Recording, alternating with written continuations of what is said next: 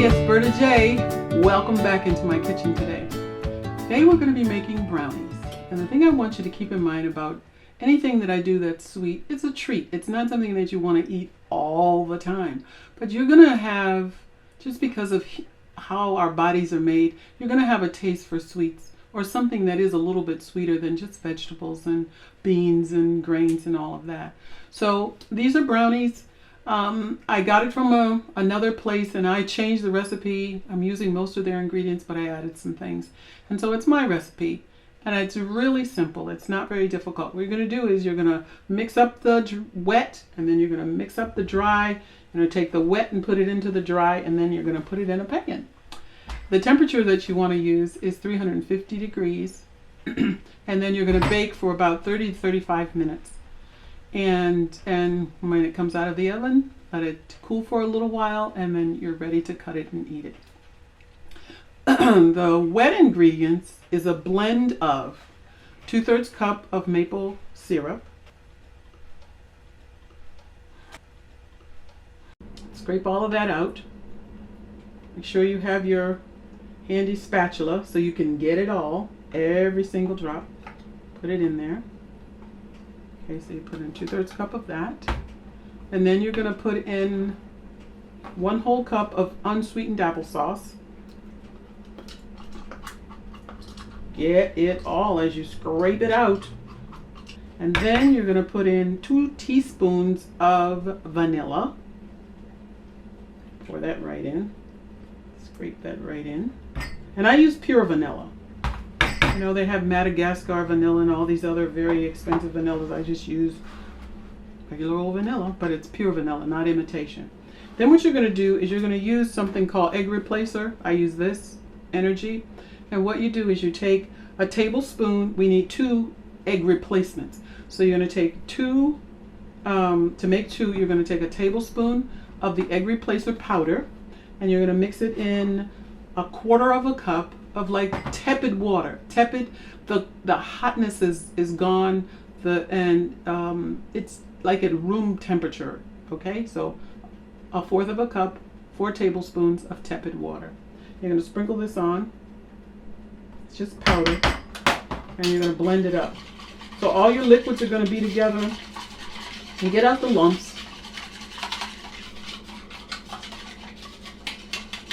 Now, I'm the only one in the family that's really a vegan, but when I run out of eggs, a lot of times my family doesn't know, and I do replace it with this. So here we go. We're going to pour that in. Doesn't taste that bad. And now you're going to beat all of this up. And you just make sure that everything is nicely blended. I'll show it to you when I'm done beating it up.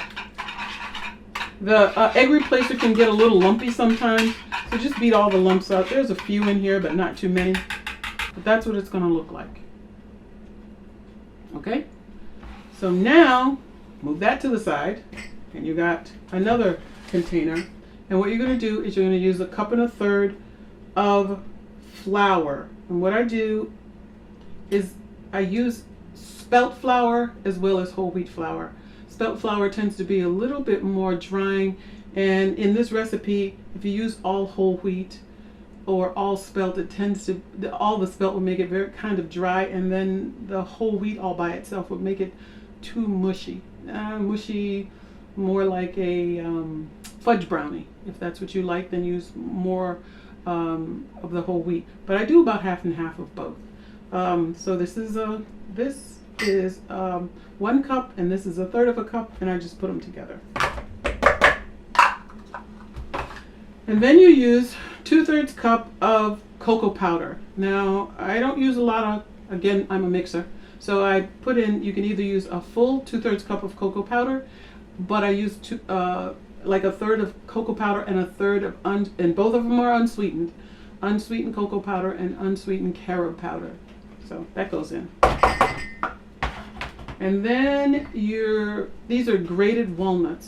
I had a few pecans left over, so I threw those in too, but that's 2/3 cup also. Let's throw those in. And then you're going to put in, I don't use a lot of salt in my cooking, but the little salt that I do use what I think happens when you, especially when you're baking, you could do it with regular food, you know, your grains and all of that. Put the salt on at the end. But when you're baking, I think it brings all the flavors together, and you don't really need a lot. It's only 1/4 teaspoon. So I put that in too.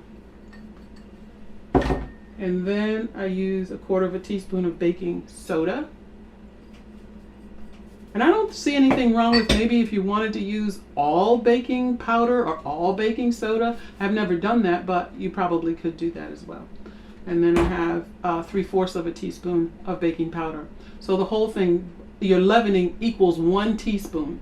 So if you wanted to do a whole teaspoon of baking powder, whole teaspoon of baking soda, you could do that as well. So all the dry ingredients are now in the bowl, and you're just going to combine them all together. I'm just going to make, it's just kind of dusty. I don't know if you're seeing the dust fly up, but it just gets kind of dusty and lumpy because of the, a little dusty, a little lumpy because of the nuts. But I'll show it to you as soon as I get it all mixed up.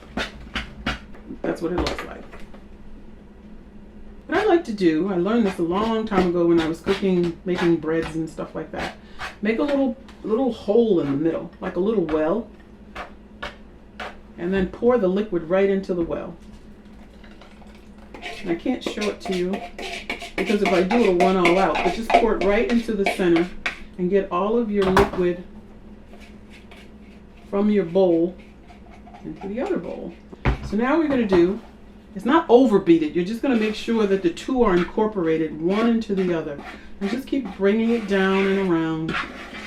You're going to stir it up, down and around. I'll show you what it looks like in just a minute. I kind of have this technique of my own. I don't think I learned it from anybody. I just did it so that things would get mixed better. I turn the bowl with one hand, my left hand, and the right hand just go around the edges. Left hand turns, right hand just stirs. That's what it's going to look like. Ready to go into the pan. So you use this is a 9 by 13, and you're just going to pour it in.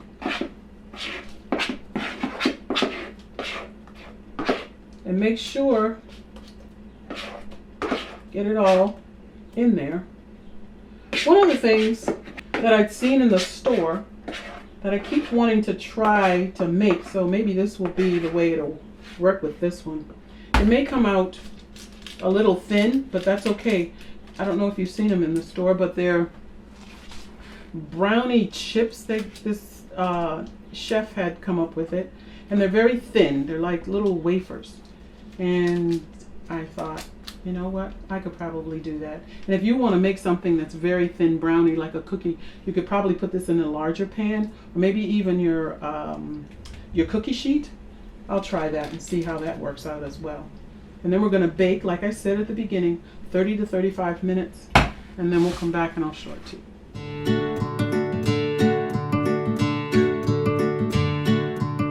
I've taken everything out of the oven, and I'll let you see. This is what it looks like. And the one thing I wanted to tell you also is that I tend not to use a lot of salt and sugar, and so I've lowered the salt. Remember I told you it was 2/3 cup of maple syrup, and then there's applesauce that's unsweetened. If you make this and you find out that it is too sour for you or it's not sweet enough, boost the maple syrup, and since you're only eating it once in a while, you're not eating it all the time, it should be fine. The pieces are pretty small, and it's just to give you that, they're kind of fudgy, if you can see, and they're really, really good. They have a few little, there's 3 there, and that's really everything that I have to say about it. I really enjoy these brownies because I like brownies, but this has carob in it. I don't do a lot of caffeine very well, so, and chocolate has caffeine in it, so if I cut it with the carob, it usually is better. If you want to, as I said before, if you want to do all cocoa powder, that's perfectly okay, because there's so much unsweetened ingredients in it. A little bit more sweetener might not be bad. So I hope you enjoy them, and I hope you will make them, and it can be your dessert from